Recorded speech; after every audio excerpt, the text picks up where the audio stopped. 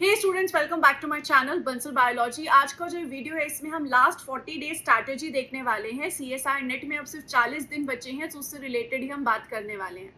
सबसे पहले जो भी स्टूडेंट हताश हो चुके हैं, सोच रहे हैं कि हम इस बार का सीएसआई नेट का एग्जाम नहीं देंगे, उनको मैं जरूर बोलना चाहूंगी कि सीएसआई नेट का एग्जाम जरूर दीजिए।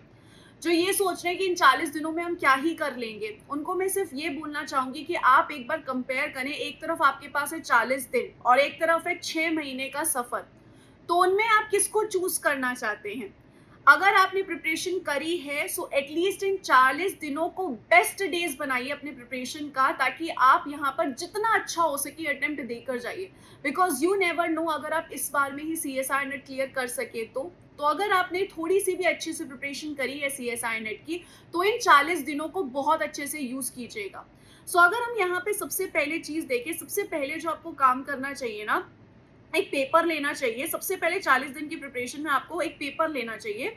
उस पेपर में जितने भी डेज अभी बाकी है ना, उनकी आपको डेट्स लिख लेनी चाहिए। जैसे 18 तारीख, 19 तारीख, 20 तारीख, 21 तारीख, 22 तारीख, 23 तारीख, इस तरीके से आपको सारी डेट्स लिख लेनी चाहिए। फिर eight the end of the day, समझो आज 18 तारीख थी और आज 18 तारीख चली गई, तो उसके ऊपर अगर आपकी प्रिपरेशन बहुत अच्छी हुई है तो आपको एक ग्रीन कलर से टिक लगाना चाहिए। और अगर आपकी प्रिपरेशन अच्छी नहीं हुई है आज के दिन में, तो आपको एक रेड कलर का क्रॉस लगाना चाहिए। इसको बोलते हैं कि आप अपने दिमाग को सिखा रहे हैं कि आपको at the end of the day tick लगाना है, ग्रीन कलर का टिक लगाना है। तो इसके लिए आपका जो ब्रेन है उसी तरीके से वर्क करेगा। उसको ये दिखेगा कि नहीं यार, eight the end of the day मुझे वो ग्रीन कलर का टिक लगाना है, इसके लिए मैं प्रिपेयर करता हूँ। कभी अगर मन नहीं भी लगेगा ना, तो भी ये चार्ट देखोगे ना, ऑनेस्टली से अगर ये चार्ट बनाओगे तो बिल्कुल आप ये जो ग्रीन कलर का टिक है, ये मन करेगा कि यार आज रात को ये ग्रीन कलर का टिक लगाना है, इसके लिए मैं अच्छे से प्रिपेयर करता हूँ। सो ये एक स्ट्रैटेजी होती है हमारे माइंड को उस तरीके से काम करवाने की, ताकि उसको एक रिजल्ट मिल रहा है। वो रिजल्ट क्या है? ये ग्रीन कलर का टिक, ये कहीं ना कहीं काम करता है। तो आप ये चीज जरूर करिएगा कि आप अपने एक पेज लीजिए, उस पर सारे ये नंबर्स लिख लीजिए, डेट्स लिख लीजिए, और eight the end of the day यहाँ पर एक टिक और क्रॉस लगाइए, ताकि आप ये देख सके कि आज आपने उतनी प्रिपरेशन करी थी या नहीं करी थी। उसके बाद अगर हम यहाँ पर देखें, जो भी ऐसे हताश है कि अभी मेरे से प्रिपरेशन नहीं हो रही है, मुझे प्रिपरेशन नहीं करनी है, वो एक बार बस इन 40 दिनों और 6 महीने को कंपेयर कर ले। अगर आपको सीएसआई नेट क्लियर करना है तो एक तरफ आपके पास है 40 डेज। 40 डेज में हम जितनी जान लगा सकते हैं उतने दिनों में आप प्रिपरेशन कर लीजिए, या फिर 6 महीने में फिर से वही आपको पूरी कहानी दोहरानी पड़ेगी। क्योंकि ये देखो, जितनी भी स्टूडेंट्स हैं उन्होंने जितना भी प्रिपेयर किया लास्ट 5 मंथ्स में या लास्ट 1 ईयर में, वो एक तरफ है, और अब जो हम ये 40 डेज में प्रिपरेशन करेंगे वो एक तरफ है। ये जो 40 डेज है वो हमारी प्रिपरेशन को ब्रेक भी कर सकती है और हमारी प्रिपरेशन को बना भी सकती है, हमारी प्रिपरेशन को बहुत अच्छा भी कर सकती है, आपके सीएसआर के मार्क्स को बहुत इंप्रूव भी कर सकती है और डिक्रीज भी कर सकती है। तो ये जो 40 डेज हैं, इनको हमें पहली बात ये सोचना है कि सबसे बेस्ट देना है। बाकी सब बाद में देखेंगे। मैं मेरा बेस्ट दूंगी या दूंगा इन 40 डेज में, अगर मुझे इस बार का सीएसआर क्लियर करना है तो सबसे पहले हम ये चीज रखेंगे। अब उसके बाद है कि इन 40 डेज में हमें करना क्या है। सबसे पहले तो हमें रियलिस्टिक ग्रोथ, रियलिस्टिक चीजें सोचनी होगी, रियलिस्टिक तरीके से हमारी प्रिपरेशन करनी पड़ेगी। अगर आपने बिल्कुल ही प्रिपरेशन नहीं की है तो ये स्ट्रैटेजी आपके लिए नहीं है। ये स्ट्रैटेजी उन स्टूडेंट्स के लिए जो कि हाँ कुछ टाइम से प्रिपेयर कर रहे थे, किसी भी वजह से उनकी इतनी अच्छे से प्रिपरेशन नहीं हो पा रही, लेकिन उन्होंने प्रिपरेशन की है, यूनिट्स पढ़ी हैं, 6 से 7 यूनिट पढ़ी हैं, लेकिन हो सकता है काफी टाइम से रिवाइज ना कर पाए हों, या फिर सब अच्छा चल रहा है, एक रिवीजन चाहिए उन्हें, एक स्ट्रैटेजी चाहिए उन्हें। तो ये वीडियो उन सभी स्टूडेंट्स के लिए है। सो अगर हम यहाँ पर देखिए, जो ये लास्ट 40 डेज है, इन 40 डेज को आप पहले तो डिवाइड करिए। हम यहाँ पे डिवाइड कर लेते हैं 20 डेज, 10 डेज एंड 10 डेज में, हम इन्हें इस तरीके से डिवाइड कर लेते हैं। अब यहाँ पर इन्हें डिवाइड करने के बाद सबसे पहले ये जो 40 डेज है, इनमें हमें करना क्या है ये हमें पता होना चाहिए। तो ये 40 डेज में हम क्या क्या कर सकते हैं? हम न्यू टॉपिक पढ़ सकते हैं। दूसरी चीज हम यहाँ पे क्या करना चाहिए? हमें रिवीजन करना चाहिए।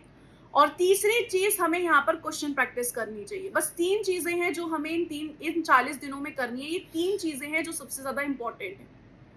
अब अगर हम यहाँ पर देखें तो हम यहाँ पर 10 डेज में एक फंडा अपना सकते हैं। दैट इज, इसमें हम कर सकते हैं 60%, 40% का फंडा। इसमें हम यहाँ पर ले जा सकते हैं 20%, 80% का फंडा। और इसमें हम ले जा सकते हैं लगभग 5% एंड 95% का फंडा। ये फंडा क्या है? ये फंडा है बेसिकली अगर आपको कोई न्यू टॉपिक पढ़ना है वर्सेस रिवीजन अगर आपको करना है, उसका फंडा है ये। अब ये भी थोड़ा सा डिफर करेगा, मैं आपको समझाती हूँ किस तरीके से कहानी चलेगी। देखिए, जब भी आप प्रिपरेशन कर रहे हैं तो 3 चीजें सबसे इंपॉर्टेंट होती है कि आपने लमसम कुछ नंबर ऑफ यूनिट्स पढ़ी हो। अब वो कुछ नंबर यूनिट्स हर एक स्टूडेंट के लिए अलग अलग हो सकती है, लेकिन ऑन एन एवरेज जो एक अच्छी यूनिट मानी जाती है वो होती है 10 यूनिट। 10 यूनिट एक अच्छी यूनिट मानी जाती है। अब कोई स्टूडेंट इसमें ये बोलेगा कि नहीं मैम मेरे को तो 13 यूनिट करनी है। तो देखो, अगर आप 10 यूनिट भी करके जा रहे हो लेकिन वो आपको एग्जाम में बहुत अच्छे से याद है, मतलब उसमें एक एक चीज याद है, तो that is much better than 13 unit करके जाना लेकिन उसमें आधी से ज्यादा चीजें आप भूले भटके रहे। अगर आपका रिवीजन बहुत अच्छा चल रहा है, बहुत तगड़ा रिवीजन चल रहा है, तब आप 13 यूनिट्स को डेफिनेटली टारगेट करिए। लेकिन अगर आपको ऐसा लग रहा है कि आपके रिवीजन में कमी चल रही है, आपको इतने अच्छे से चीजें याद ही नहीं है, तो फिर 13 यूनिट्स की जगह 10 यूनिट देख लीजिए, 11 यूनिट देख लीजिए। सो सबसे पहले तो ये देखिए कि आपका रिवीजन कितना अच्छा है। अब समझिए मैंने 10 यूनिट यहाँ पर मैं टारगेट कर रही हूँ। अब इसमें हम यहाँ पर ये देखेंगे कि हमने कितनी यूनिट्स अच्छे से पढ़ ली है। अगर आपकी काफी यूनिट्स अच्छे से हो चुकी है, आपने रिवीजन अगर आपका बहुत अच्छे से हो रहा है, तो उस कंडीशन में आप 60% और 40% को इधर उधर कर सकते हो। कैसे? अगर समझो आपका रिवीजन बहुत अच्छा चल रहा है अभी तक, तो आप फिर रिवीजन को 40% दीजिए। लेकिन ऐसे कुछ स्टूडेंट्स हो सकते हैं जिनका रिवीजन इतना अच्छा नहीं चल रहा हो, तो उनको फिर रिवीजन में थोड़ा सा ज़्यादा टाइम डिवोट करना चाहिए। फिर वो अपना 50% ऑफ द टाइम रिवीजन में दें और 50% of the time new topic पढ़ने में दें, क्योंकि लिए न्यू टॉपिक सिर्फ तभी काम आएगा जब आपको पुरानी चीज़ें याद होंगी। अगर पुरानी चीज़ें याद नहीं है ना, तो फिर नए टॉपिक पढ़ने का कोई फ़ायदा नहीं है। सो उस हिसाब से अपना जो है प्लान बनाइएगा।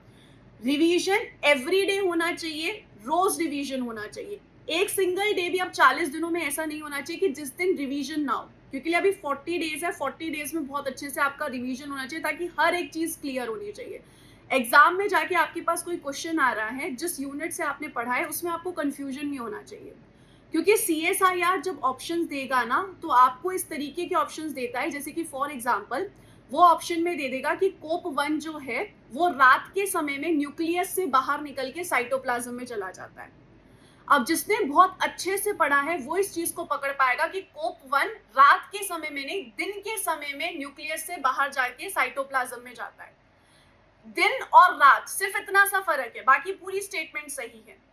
इतनी क्लैरिटी होनी चाहिए जब आप CSIR के ऑप्शंस को चूज करोगे। और ये क्लैरिटी कब आएगी? जब आपने एक रिवीजन को नंबर ऑफ टाइम किया, एक चैप्टर को नंबर ऑफ टाइम रिवाइज किया है। ऐसा हो जाएगा कि आपने सब कुछ पढ़ा है लेकिन फिर भी यहाँ पर आपको चीजें याद नहीं आएंगी। सो ये बहुत ज्यादा इंपॉर्टेंट है कि आपने जो पढ़ा है वो जाके आपको एग्जाम में जाके दुख ना हो कि यार ये मुझे याद क्यों नहीं आ रहा। सो इसके लिए मैं आपको बोलूंगी कि रिवीजन बहुत अच्छे से करिए, रोज रिवाइज करिए। अब तो ये बनाना है कि मुझे रोज रिवाइज करना ही करना है। जैसे जैसे आपके 20 डेज चले गए उसके बाद आप रिवीजन को और ज्यादा बढ़ा देंगे। ये मत समझिएगा कि मैं एक दिन तक न्यू टॉपिक खत्म कर लेता हूँ और उसके बाद जाके मैं रिवीजन कर लूंगा। वो रिवीजन नहीं होता। रिवीजन होता है कि आप आज से रोज रिवाइज कर रहे हैं और न्यू टॉपिक भी पढ़ रहे हैं और रिवीजन में पूरा फोकस भी डाल रहे हैं। सो रिवीजन का टाइम आपको बढ़ाना है धीरे धीरे, न्यू टॉपिक का टाइम धीरे धीरे करके आपको घटाना है। न्यू टॉपिक आप जब तक चाहे पढ़ सकते हैं, बस एग्जाम के लास्ट वीक में कोशिश करिएगा कि लास्ट वीक तक आप न्यू टॉपिक ना पढ़े। लास्ट के वीक में ज्यादा रिवीजन और क्वेश्चन प्रैक्टिस करें। बाकी आपको अगर थोड़ा न्यू टॉपिक पढ़ना है तो उसमें कोई बुराई नहीं है। क्यों? क्योंकि आप रोज रिवाइज कर रहे हो। रोज रिवीजन बहुत इंपॉर्टेंट है, क्योंकि CSIR आजकल छोटे छोटे वर्ड्स में वर्ड्स गलत करके देता है। सिर्फ छोटे, पूरी स्टेटमेंट सही है, एक छोटा सा वर्ड गलत कर देगा। तो उतना आपको यहाँ पर पकड़ तभी पाओगे जब आपका रिवीजन बहुत अच्छा है। सो रिवीजन कैसे करनी है? रेगुलर रिवीजन होना चाहिए। आप यहाँ पर इस तरीके से करिए कि अभी आप यहाँ पर करीब करीब समझो, अगर आप 10 यूनिट्स टारगेट कर रहे हो, फॉर एग्जाम्पल मैंने कहा आप 10 यूनिट टारगेट कर रहे हो, तो 20 दिन में आप ट्राई करिए कि 2-2 दिन में एक एक यूनिट रिवाइज करिए। और जो लास्ट के 10 डेज बचेंगे उसमें रोज ट्राई करिए एक एक यूनिट पढ़े। ये जो 10 डेज है इसमें ट्राई करिए रोज एक एक यूनिट आप पढ़ें, मतलब रिवाइज करें। और लास्ट के जो फाइनल 10 डेज बचेंगे उसमें एक दिन में 2 यूनिट रिवाइज करें। इस चीज की हम कोशिश करेंगे ताकि जितना ज्यादा चीजें हमारे दिमाग में बैठ सके उतना ज्यादा चीजें अच्छी है। अब इसमें एक और चीज ये आती है कि बहुत सारे स्टूडेंट्स जब रिवाइज करते हैं ना तो बस नोट्स पलटते हैं। नोट्स पलट के रिवीजन सिर्फ नहीं होता है।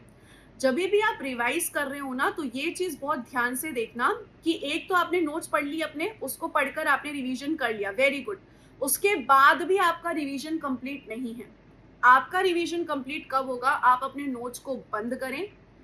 नोट्स को बंद करने के बाद या तो आप अपने भाई बहन को बिठा लें, पेरेंट्स को बिठा लें और उनको बोलें कि आप हमारे नोट्स लीजिए और बस जो हम बोल रहे हैं ना उनको सुनते जाइए। जब आप उनको सुनाएंगे ना, तभी आपको समझ में आ जाएगा कि आप यहाँ पे अटक रहे हैं, आपको ये चीजें अच्छे से याद नहीं है। या फिर अगर कोई घर में नहीं है तो दीवार से बात करिए, दीवार को अपना पूरा टॉपिक सुनाइए कि देख मैंने ये इस तरीके से पढ़ा था, इधर ऐसे है, इधर ऐसे है, फिर यहाँ पर ये होता है, यहाँ पर ये होता है, यहाँ पर ये होता है। उसमें आप खुद ही अटकने लग जाएंगे, जो चीजें आपको क्लियर नहीं होगी। ऐसे करने से, जब आप ऐसे सेल्फ रिवीजन करेंगे, जब आप ऐसे बोलकर रिवाइज करेंगे ना, तो आपको खुद समझ में आ जाएगी कि आप कहाँ अटक रहे हैं और आपको खुद समझ में आ जाएगा कहाँ पर अब आपको मेहनत करने की जरूरत है। क्योंकि ये पता होना बहुत जरूरी है कि हम वीक कहाँ हैं, नहीं तो रिवीजन तो हम पूरे चैप्टर का करते रहेंगे। ये तो पता होना चाहिए कि उस चैप्टर में एग्जैक्टली वीक कहाँ हैं हम। ये इस तरीके से पता चलती है। उसके बाद यहाँ पर आप ये रिवीजन करेंगे, इस तरीके से दोनों मिला के आपको रिवीजन करना है। आपने कोई भी नया टॉपिक पढ़ा है, कोई भी नई यूनिट पढ़ी है या कोई भी पुरानी यूनिट पढ़ी है, उसको एक बार नोट्स से रिवाइज करें, नोट्स बंद करें और ऐसे बोलकर रिवाइज करें। बोलकर नहीं होता तो छोटा छोटा लिख कर रिवाइज। उसके बाद यहाँ पर आती है क्वेश्चन प्रैक्टिस की बारी। After that what will come? After that question practice की बारी आएगी। अब क्वेश्चन प्रैक्टिस हमें किस तरीके से करनी है, पॉइंट वो होता है। क्वेश्चन प्रैक्टिस सबसे पहले तो सबसे इंपॉर्टेंट तो 2013 से लेके 2023 तक के CSIR के क्वेश्चंस आप लगाइए। आपने पहले लगा रखे हैं, कोई बात नहीं, फिर से लगाइए आप इन क्वेश्चंस को। ये बहुत इंपॉर्टेंट है, इन क्वेश्चंस को सॉल्व करना बहुत ज्यादा इंपॉर्टेंट है। आपने पहले भी लगा रखे हो, फिर से आप इन क्वेश्चंस को लगाइए।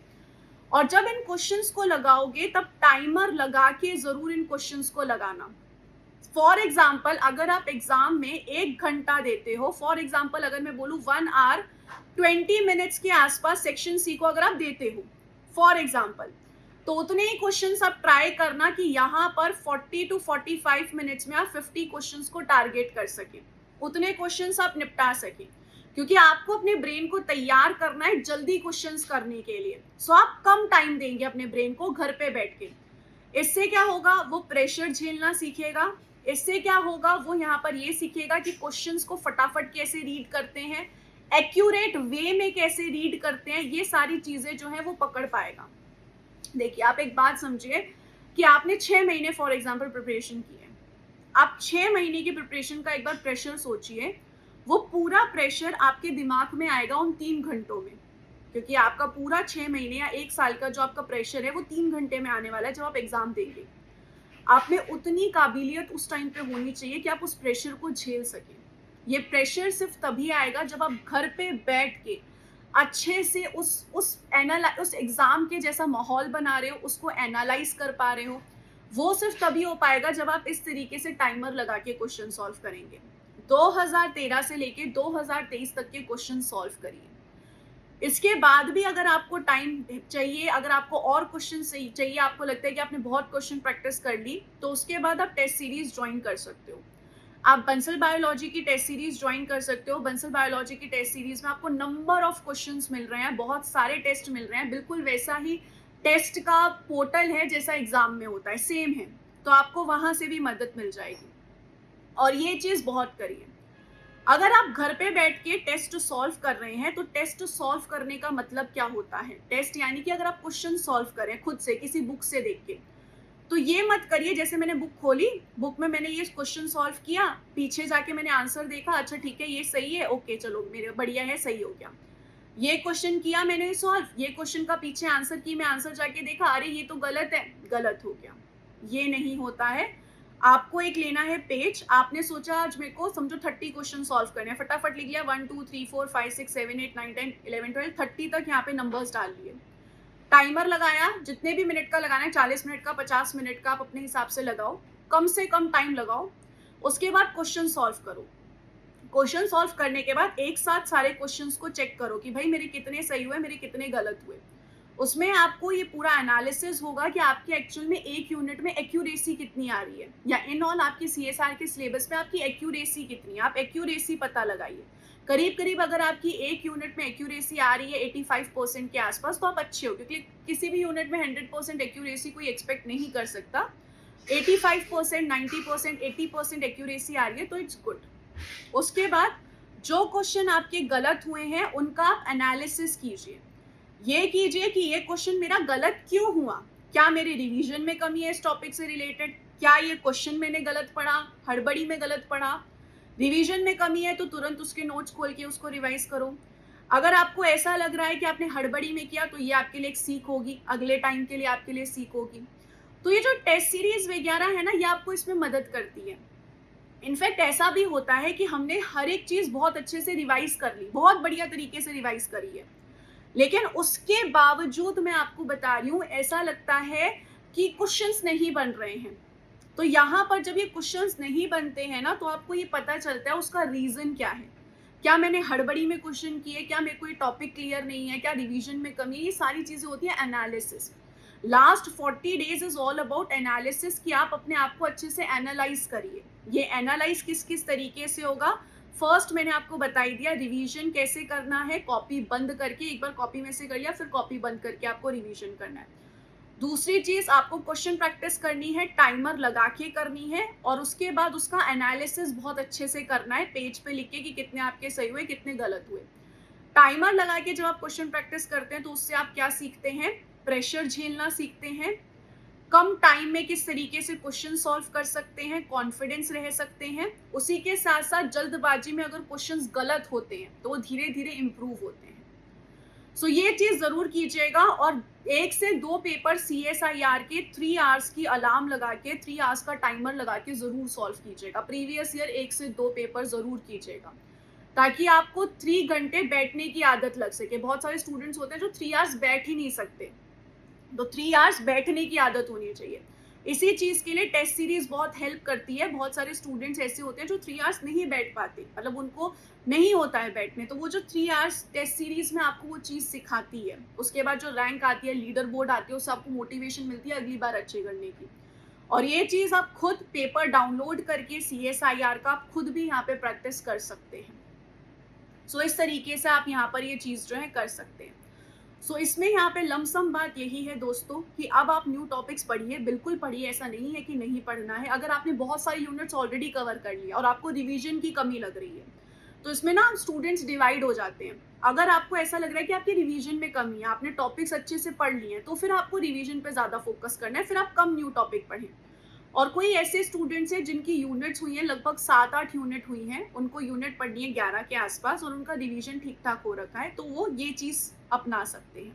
सो इसमें हर एक स्टूडेंट पे सेम चीज़ अप्लाई नहीं होती है, इसलिए आपको न्यू टॉपिक और रिवीजन का परसेंटेज आप इधर उधर कर सकते हो, बट रिवीजन रोज करना है, ये बात ध्यान रखना। क्वेश्चन प्रैक्टिस रोज करनी है, भले ही 20 क्वेश्चन लगाओ लेकिन रोज लगाओ। 20 क्वेश्चन अलार्म लगा के, टाइमर लगा के सॉल्व करने। अब जो भी क्वेश्चन आप सॉल्व करो, अलार्म लगा के, टाइमर लगा के सॉल्व करो। जो भी रिवीजन करो, सबसे पहले नोट से पढ़ो, फिर खुद बोलो। और इनफैक्ट यहाँ पर कुछ स्टूडेंट्स ऐसे करते हैं जो बोलते टाइम उसको रिकॉर्ड कर लेते हैं। रिकॉर्ड करने के बाद ऐसी ट्रैवलिंग कर रहे हैं और उसको हेडफोन लगा के सुनते रहते हैं, तो वो भी आपको बहुत हेल्प करेगा। ये 40 डेज हैं स्टूडेंट्स, जितना खींच सकते हो आप खींच लो, क्योंकि उसके बाद आपको फिर से 6 महीने का जो हमारा सफ़र होता है वो आपको देखना नहीं पड़ेगा, अगर आपने 40 डेज में बहुत अच्छे से कर लिया। और जितनी जल्दी CSR क्लियर कर ले उतना अच्छा होता है। कोई भी कॉम्पिटिटिव एग्जाम कर लें एक ही बारी में तो बहुत अच्छा रहता है, क्योंकि अगली बार जो प्रेशर है वो फिर से नहीं झेलना। सो उम्मीद है कि ये सारी चीज़ें आपको हेल्प करेगी। Wish you all the very best guys. Thank you so much. Take care of yourself.